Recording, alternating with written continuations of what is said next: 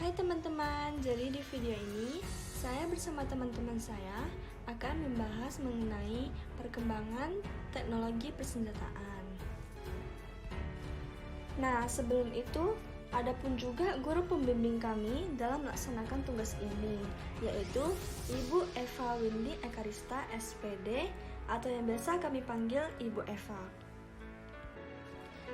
Kemudian, nama-nama anggota yang dari kelompok ini yaitu Jesslyn, Jesti, Vivian, dan Elvi. Terus ada juga Simon Haris, Iwayan Dharma Batara, dan David. Latar belakang teknologi persenjataan berawal dari senjata berburu hewan yang seiring perkembangan menjadi senjata pemusnah massal dengan mesiu hingga nuklir. Pada tahun 1912, ditemukan bom berbentuk granat tangan yang sederhana. Dan pada tahun 1939, Jerman mengadakan pengembangan memurnikan uranium yang akan digunakan untuk pembuatan bom atom. Selanjutnya, Amerika Serikat menggelar proyek Manhattan, dan Igor Sikorsky adalah orang yang pertama kali mengembangkan persenjataan udara di bidang militer. Mulai dari tahun 1967, Amerika Serikat dan Rusia mulai bersaing mengembangkan pesawat tempur. Dengan kemajuan zaman, senjata penghancur sudah mulai berganti menjadi senjata biologi yang mempergunakan bakteri, virus, maupun racun yang diperoleh dari organisme. Pengertian beserta menurut tokoh. Teknologi adalah keseluruhan sarana untuk menyediakan barang-barang yang diperlukan bagi kelangsungan dan kenyamanan hidup manusia. Pengertian senjata adalah suatu alat yang digunakan untuk melukai, membunuh, atau menghancurkan sesuatu. Dan selanjutnya pengertian menurut Ridley bahwa teknologi pada dasarnya meliputi semua alat yang memungkinkan seorang manusia dapat menghasilkan semua itu. Dan menurut Ursula Franklin, teknologi sebagai satu cara praktis yang menjelaskan mengenai cara kita semua sebagai manusia membuat segala sesuatu yang berada di sekitar sini. Dan yang terakhir pengertian menurut Saliman dan Sudarsono. Teknologi merupakan suatu ilmu pengetahuan yang mempelajari mengenai pembangunan dan juga industri. Faktor pendukungnya adalah negara berkompetensi atau berlomba-lomba mengembangkan dan menciptakan persenjataan nuklir atau senjata. Kedua, adanya pandangan pembangunan kekuatan militer oleh negara yang dipandang oleh negara lain sebagai ancaman terhadap negaranya.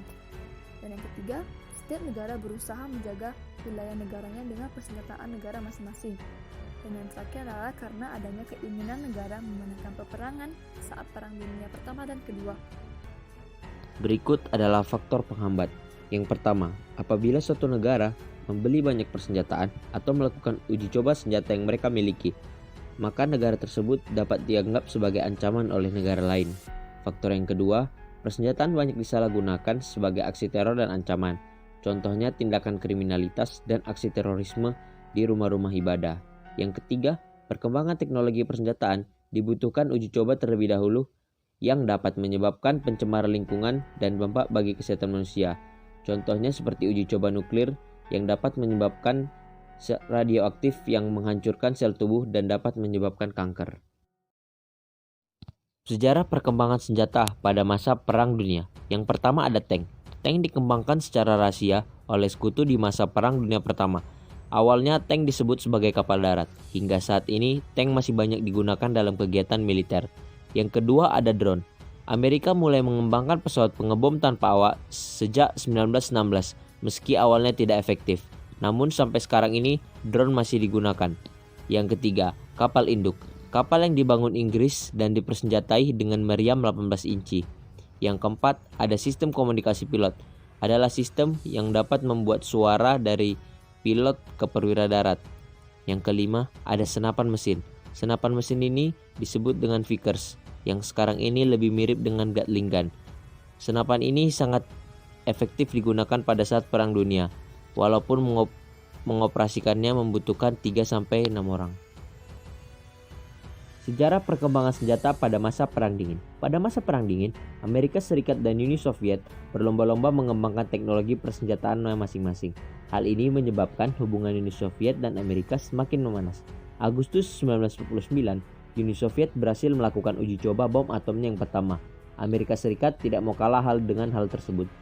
Pada 1952, Amerika Serikat merancang Manhattan Project yang bertujuan untuk mengembangkan jenis bom hidrogen. Pada tahun 1953, Uni Soviet mengembangkan bom hidrogen. Namun perkembangan nuklir di dunia sangat ditakuti oleh masyarakat. Oleh karena itu, Amerika Serikat dan Uni Soviet menjalin kesepakatan yang dinamakan Strategic Arm Limitation Talk atau yang disebut juga dengan SALT. Masa modern. Yang pertama kita akan membahas tentang MARS, yaitu Modular Advanced Armored Robotic System, yaitu robot pasukan yang bertugas di lapangan yang kemudian dimodifikasi menjadi penjinak bom. Kedua, pesawat siluman. Teknologi pesawat ini mampu meningkatkan peluang keberhasilan karena membuat serangan yang sulit dideteksi oleh musuh. Ketiga, drone yang dioperasikan oleh operator yang sekarang sudah bisa digunakan untuk mengangkut buatan bahkan persenjataan. Contoh perkembangan persenjataan zaman penjajahan. Yang pertama, bambu runcing. Digunakan sebagai senjata oleh rakyat Indonesia ketika melawan penjajah seperti Belanda. Yang kedua, belati. Pisau tradisional yang dibuat dari tulang burung kasuari yang berasal dari Papua. Yang ketiga, sumpit. Alat tiup yang digunakan untuk mengeluarkan anak sumpit yang telah diletakkan di dalamnya. Zaman sekarang. Yang pertama, meriam Kaisa 155. Senjata yang dipasang pada sasis truk 6x6 dan membutuhkan 3-6 orang dalam mengoperasikannya. Yang kedua, kapal selam KRI.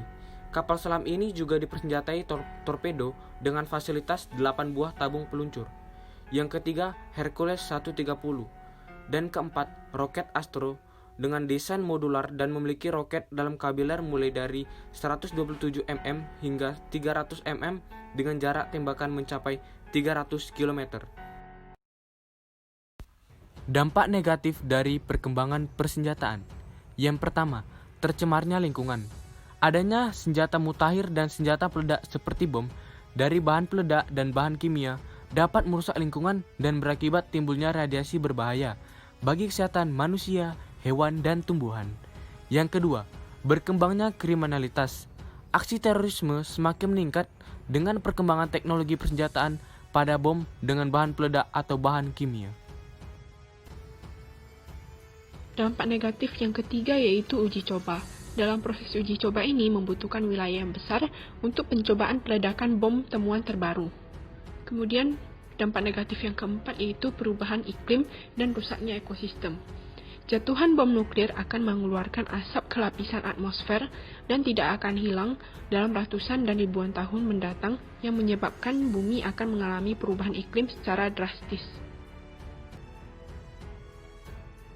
Adapun dampak positif perkembangan persenjataan yaitu pesatnya perkembangan teknologi persenjataan menjadi nilai tambah mereka untuk dapat melindungi negara sehingga menciptakan keamanan suatu negara yang terjaga. Karena adanya rasa iri terhadap negara lain membuat adanya peningkatan persenjataan negara atau teknologi baru untuk semakin maju persaingan dan dapat mengembangkan pertahanan negaranya. Kemudian dapat memperkecil risiko korban jiwa. Kemudian ada juga upaya dalam mengatasi dampak yang disebabkan perkembangan persenjataan. Negara harus memerhatikan terhadap dampak lingkungan yang dapat tercemar dan dampak bagi kesehatan manusia akibat adanya penggunaan persenjataan khususnya dengan bahan kimia. Negara harus memperketat perizinan penggunaan senjata dan penjagaan terhadap senjata ilegal dikarenakan jika senjata jatuh di tangan yang salah maka senjata tersebut juga dapat memberikan dampak yang buruk. Sekian presentasi kami mengenai teknologi persenjataan. Thank you for watching. Jangan lupa like, comment, and subscribe.